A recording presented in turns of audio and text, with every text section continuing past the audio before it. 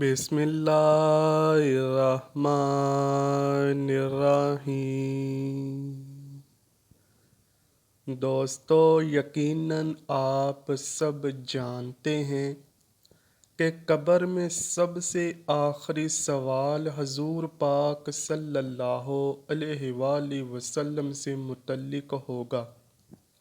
لیکن کیا کبھی آپ نے یہ سوچا ہے کہ اگر اس سوال پر حضور پاک صلی اللہ علیہ وآلہ وسلم ہی فرما دیں میں انہیں نہیں پہچانتا، تو ہماری بد نصیبی کا عالم کیا ہوگا اور ہمیں کس قدر ذلت و رسوائی سے دوچار ہونا پڑے گا۔ علماء فرماتے ہیں وہاں ایک دوست ہمارے بہت کام آئے گا جو آپ صلی اللہ علیہ وآلہ وسلم کی پہچان کا باعث بنے گا، اور وہ ہے حضور نبی رحمت صلی اللہ علیہ وآلہ وسلم پر درود و سلام پڑھنا۔ آپ صلی اللہ علیہ وآلہ وسلم کی محبت کا تقاضا ہے کہ آپ صلی اللہ علیہ وآلہ وسلم کی محبت میں آپ پر خوب درود و سلام پڑھا جائے۔ اللہ پاک ہمیں توفیق عطا فرمائے۔ آج کی ویڈیو میں ہم قبروں سے نکلنے اور میدان محشر کی طرف سفر کرنے کی کیفیات بیان کریں گے۔ عالم برزخ کا جو ہی اختتام ہوگا تو میرے اور آپ کے سمیت ہر انسان اپنی اپنی قبروں سے اٹھ کھڑا ہوگا۔ اٹھتے ساتھ ہی ہمیں کیا نظر آئے گا اس کا ذکر قرآن پاک کی مختلف آیات میں فرمایا گیا ہے۔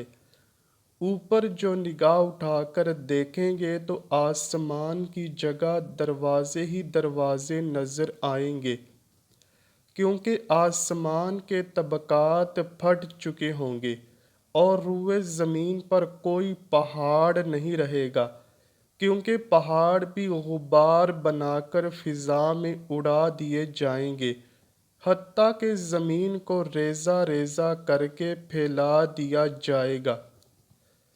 بلکہ سورہ ابراہیم میں ہے کہ جس دن یہ زمین دوسری زمین سے بدل دی جائے گی اور جملہ آسمان بھی بدل دیے جائیں گے اور سب لوگ اللہ کے روبرو حاضر ہوں گے جو ایک ہے سب پر غالب ہے۔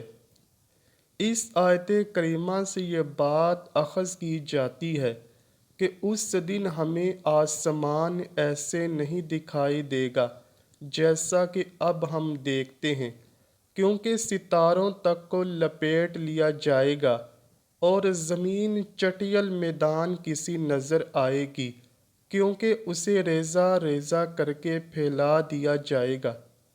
چنانچہ زمین و آسمان کو اس طرح لپیٹ لیے جانے کو صحیح مسلم شریف میں کچھ یوں روایت کیا گیا ہے۔ رسول اللہ صلی اللہ علیہ وآلہ وسلم نے ارشاد فرمایا، اللہ قیامت کے دن آسمانوں کو لپیٹ لے گا اور پھر انہیں اپنے دائیں ہاتھ میں پکڑ کر فرمائے گا، آج میں ہی بادشاہ ہوں، جبر کرنے والے کہاں ہیں، تکبر کرنے والے کہاں ہیں۔ پھر بائیں ہاتھ سے زمین کو لپیٹ لے گا اور پھر فرمائے گا، آج میں ہی بادشاہ ہوں، جبر کرنے والے کہاں ہیں، تکبر کرنے والے کہاں ہیں۔ ہمیں قبروں سے اٹھنے کے بعد جو سب سے واضح چیز دکھائی دے گی وہ سورج ہوگا، جس کے بارے میں رسول اللہ صلی اللہ علیہ وآلہ وسلم کا فرمان عالی شان ہے، روز قیامت سورج بندوں کے قریب کر دیا جائے گا، یہاں تک کہ 1 یا 2 میل کی مسافت پر ہوگا۔ راوی بیان کرتے ہیں میں نہیں جانتا ان میں سے کون سا میل مراد ہے، زمین کی مسافت یا وہ سلائی جس سے سرما لگایا جاتا ہے۔ پھر فرمایا سورج انہیں اس طرح پگھلائے گا یہاں تک کہ ہر کوئی اپنے اعمال کے مطابق پسینے میں ڈوب جائے گا۔ بعضوں کو ٹخنوں تک، بعضوں کو گھٹنوں تک، کچھ کو کمر تک پسینہ لپیٹ میں لے لے گا۔ بعض لوگوں کا پسینہ ان کے منہ تک پہنچ کر ان کا منہ ایسے بند کر دے گا جیسے ان کو لگام دی گئی ہو۔ راوی بیان کرتے ہیں، میں نے دیکھا کہ رسول اللہ صلی اللہ علیہ وآلہ وسلم اپنے ہاتھ سے منہ مبارک کی طرف اشارہ فرما رہے ہیں کہ یوں لگام دی جائے گی۔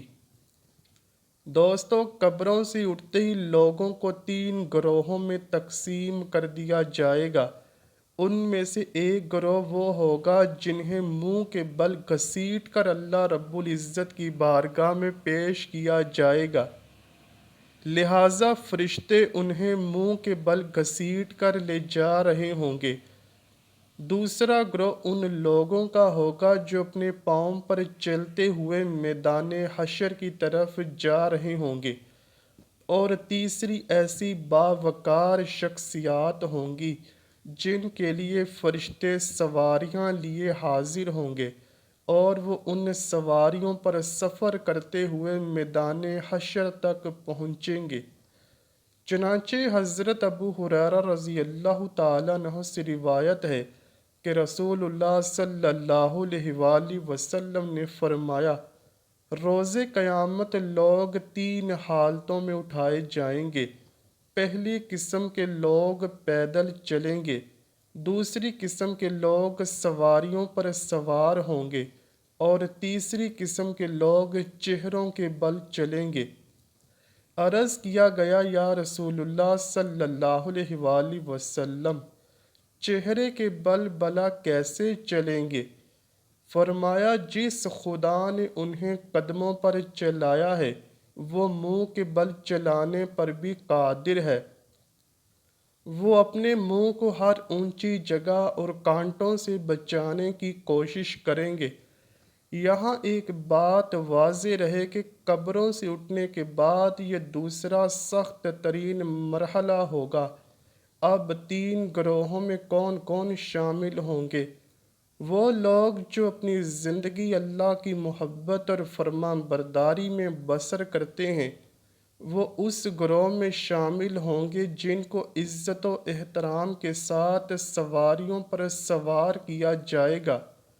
وہ لوگ جو گناہ اور ثواب کے ساتھ ملی جلی زندگی بسر کرتے ہیں، وہ لوگ پیدل ہوں گے اور حواس باختہ ہو کر دوڑے لگا رہے ہوں گے، اور منہ کے بل گھسیٹے جانے والوں میں وہ لوگ ہوں گے جو دنیا کے مال و دولت، عیش و آرام، لذتوں اور شہوتوں کے حصول کے لیے دھوکہ، دجل و فریب، حسد و بغض وغیرہ میں مبتلا رہے ہوں گے، اور اسی گروہ میں کفار بھی آتے ہیں۔ جب بات عام لوگوں کی ہو تو یہ حکم تمام مرد و خواتین کے لیے یکساں ہوتا ہے، یعنی عورتیں بھی ان تینوں گروہوں میں سے کسی ایک میں شامل ہوں گی۔ اس دن تو اللہ کے قہر کا یہ عالم ہوگا کہ جنس کی ہوش کہاں ہوگی۔ کسی کو کیا خبر ہو کہ اس کے ساتھ سفر میں شریک کوئی عورت ہے یا مرد؟ وہاں تو صرف ایک آرزو ہوگی، کاش کسی طرح ہمیں دنیا میں واپس لوٹا دیا جائے تاکہ ہماری ان مصیبتوں سے جان چھوٹ جائے، مگر تب وہ خواہشیں بیکار ہوں گی۔ دوستو، آج ہم زندہ ہیں تو یقیناً ہماری خواہش بھی ہوگی کہ وہ سواری ہمیں بھی میسر آ جائے، مگر یاد رکھیں صرف خواہش رکھنے سے وہ سواری نہیں ملے گی، اس کے لیے اپنے اعمال احکام اسلام کے مطابق ڈھالنا بھی ضروری ہے۔ دعا ہے اللہ پاک ہم سب کو اپنے پیارے حبیب صلی اللہ علیہ وآلہ وسلم اور ان کی آل پاک سے سچی اور پکی محبت کرنے کی توفیق عطا فرمائے، آمین یا رب العالمین۔